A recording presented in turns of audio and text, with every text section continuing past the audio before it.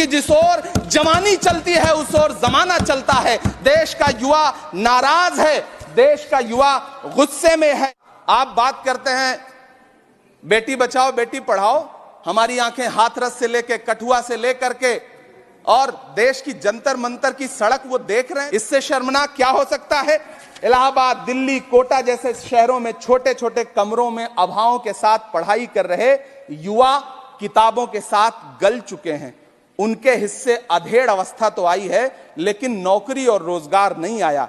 हर साल 2 करोड़ नौकरियां देने का दावा करने वाली ये सरकार 10 साल में युवाओं को नौकरियां नहीं दे पा रही है। 20 करोड़ नौकरियों का बोझ है इस सरकार के कंधे पर। देश देखेगा कि उन्हीं 20 करोड़ नौकरियों के बोझ तले दबकर बैठ जाएगी ये सरकार। ये देश देखेगा। नौकरी मांगने वाले नौजवानों पर लाठियां बरसाने वालों में युवाओं को क्या दिया?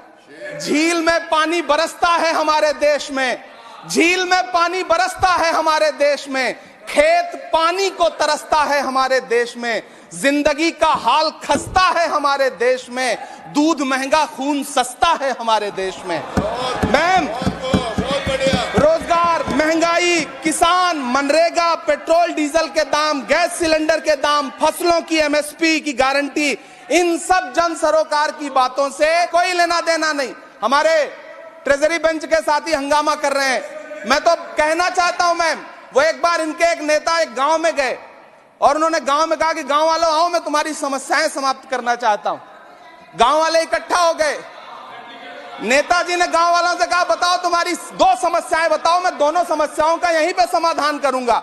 तो गांव वालों ने कहा साहब हमारी पहली समस्या है कि हमारे यहाँ कोई हॉस्पिटल नहीं है। तो नेताजी ने मोबाइल निकाला, कहीं फोन मिलाया और मिला के फोन पे पता नहीं क्या कुछ कहा कि यहाँ गांव में हॉस्पिटल नहीं है, हॉस्पिटल तुरंत, यहाँ हॉस्पिटल चाहिए। गांव वाले खुश हो गए कि 1 मिनट में यहाँ हॉस्पिटल आ रहा है।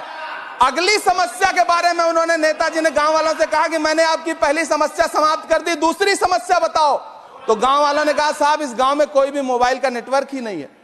ये है इनके काम करने का तरीका, ये है झूठ बोलने का तरीका।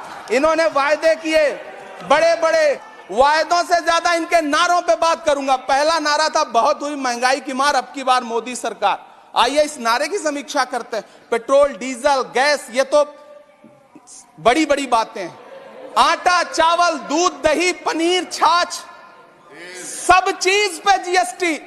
अरे ये फिल्में टैक्स फ्री करने वाले लोग कफन तक पर जीएसटी लगा रहे हैं और ये गरीबों की बात करते हैं। मैम ये सरकार झूठ की सरकार है। ये सरकार के जितने दावे हैं सब खोखले हैं। आज प्रधानमंत्री जी कह रहे थे सबका साथ सबका विकास। ये कैसा सबका साथ सबका विकास है कि मौलाना आजाद नेशनल फेलोशिप आपने बंद कर दी, आपने माइनॉरिटी डिपार्टमेंट का बजट घटा दिया। आप कह रहे हैं सबका साथ सबका विकास।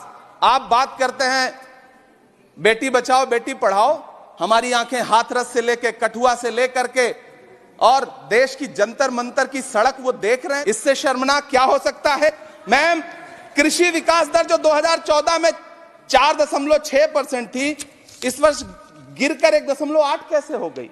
क्यों हर दिन 31 किसान आत्महत्या करने को मजबूर हैं? ये सरकार उन पर क्यों बात नहीं करती?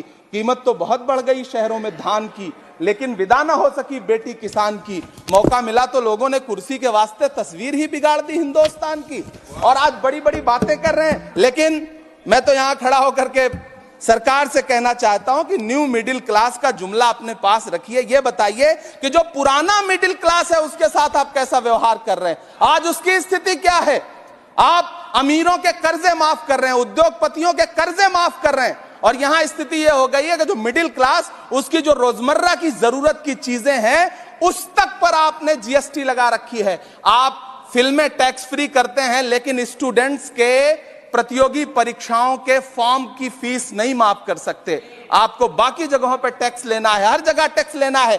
मिडिल क्लास से आपका कोई रिश्ता नहीं। मिडिल क्लास तो आपसे कह रहा है कि मोहब्बत, भाईचारे के दीवाने दिन ही लौटा दो, वो सस्ती दाल सब्जी के सुहाने दिन ही लौटा दो। ये अच्छे दिन तो अंबानी अडानी को मुबारक हो, हमें ऐसा करो साहब पुराने दिन ही लौटा दो।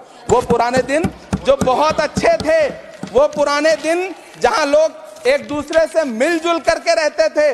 मैम, इलाहाबाद, दिल्ली, कोटा जैसे शहरों में छोटे छोटे कमरों में अभावों के साथ पढ़ाई कर रहे युवा किताबों के साथ गल चुके हैं। उनके हिस्से अधेड़ अवस्था तो आई है, लेकिन नौकरी और रोजगार नहीं आया। हर साल 2 करोड़ नौकरियां देने का दावा करने वाली ये सरकार 10 साल में युवाओं को नौकरियां नहीं दे पा रही है। 20 करोड़ नौकरियों का बोझ है इस सरकार के कंधे पर। देश देखेगा कि उन्हीं 20 करोड़ नौकरियों के बोझ तले दबकर बैठ जाएगी ये सरकार। ये देश देखेगा, क्योंकि जिस ओर जवानी चलती है उस ओर जमाना चलता है। देश का युवा नाराज है, देश का युवा गुस्से में है। जदि आपंक आम भिडी भल लगा तेब आम चैनल को लाइक, शेयर और सब्सक्राइब करने को जमा भी भूलु नहीं।